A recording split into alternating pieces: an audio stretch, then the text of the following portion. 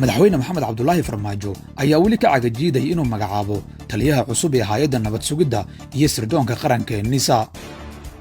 ku dhowaad 4 asbuuc ayaa laga joogaa markii ay madaxweyne farmaajo iyo ra'iisul wasaare Roble ka heshiiyeen khilaafkii siyaasadeed ee u dhexeeyay in muddo ah. waxyaabaha ay labada nin ku heshiiyeen waxaa ku jirtay magacaabista taliyaha NISA oo ka imaanaya dhanka farmaajo, balse ay qasab tahay inuu ra'iisul wasaaruhu oggolaado qofkaas. ilaa hadda madaxweynaha waxaa la sheegay inuusan ra'iisul wasaaraha u soo gudbin qofka uu rabo inuu taliyaha NISA ka dhigo si uu ra'iisul wasaaruhu qofkaas u soo akhriyo una soo aqbalo ama u diido.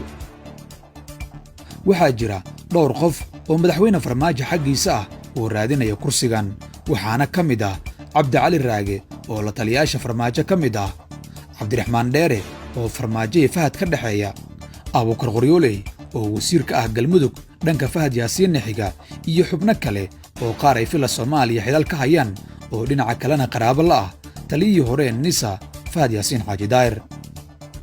laakiin waxaa jira warar sheegaya inuusan madaxweyne farmaajo rabin inuu magacaabis sameeyo inta ka harsan doorashada, oo uu rabo inuu Yaasiin Faray sii jooga NISA si aan loo bilaabin baarista kiiska Igraan Tahliil, dhinaca kalena uu Fahad Yaasiin dood la'aan u doonto kursigiisa xildhibaannimada.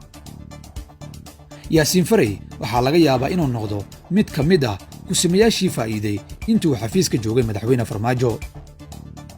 madaxweynaha muddadu ka dhammaatay waxaa lagu xasuustaa inuu dhowr kusimo u magacaabay shaqooyin kala duwan, dabadeedna uu dhaafay oo ay xafiiskii ugu dambayn toos ula wareegeen.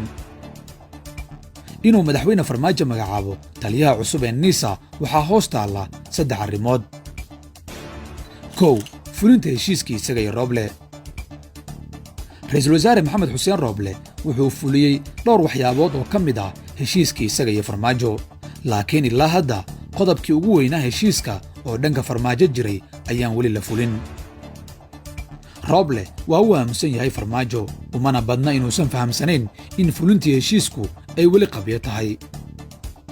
haddii uu madaxweyne farmaajo isku sii dhajiyo magacaabista taliyaha NISA, waxay ka dhigan tahay inuu ka baxay qayb ka mid ah waxyaabihii ay ku heshiiyeen isaga iyo ra'iisul wasaare Roble. 2. kiiska Igraan Tahliil. ilaa hadda baarista kiiska Igraan Tahliil Faarax lama bilaabin. waxyaabaha hortaagan waxaa qayb ka ah maamul la'aanta ka jirta hay'adda NISA. qoyska Igraan waxay hore u sheegeen inaanay cadaalad heli karin gabadhoodu ilaa hoggaan madax bannaan loo magacaabo hay'adda NISA. inuu farmaajo ku sii dheganaado xilka taliyaha NISA ayaa xoojin doonta eedayntii ahayd inuu madaxweynuhu si buuxda u diiday in kiiskaas si madax bannaan loo baaro. eedayntaas waxaa hore u jeediyey qoyska gabadha maqan. 3. dhinaca reer galbeedka.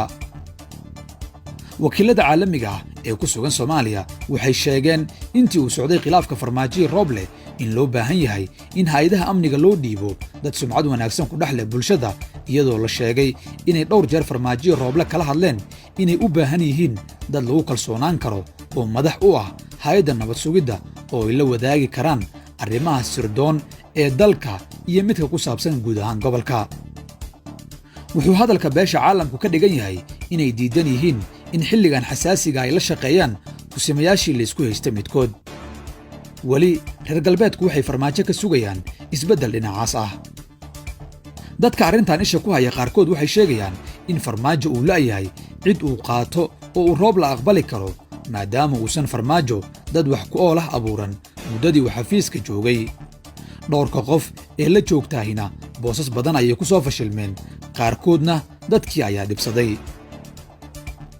dooqla'aanta laga soo warinaya madaxweyne farmaajo waa mid ka mid ah calaamadaha hogaamiyaha iska ooda ummaddiisa. shacabka Soomaalidu waxay weli farmaajo iyo Roble ka sugayaan in NISA loo dhiibo hoggaan cusub oo ka madax bannaan eedaha kiiska Igraan Tahliil si baaritaanka loo bilaabo. maxay kula taadiga?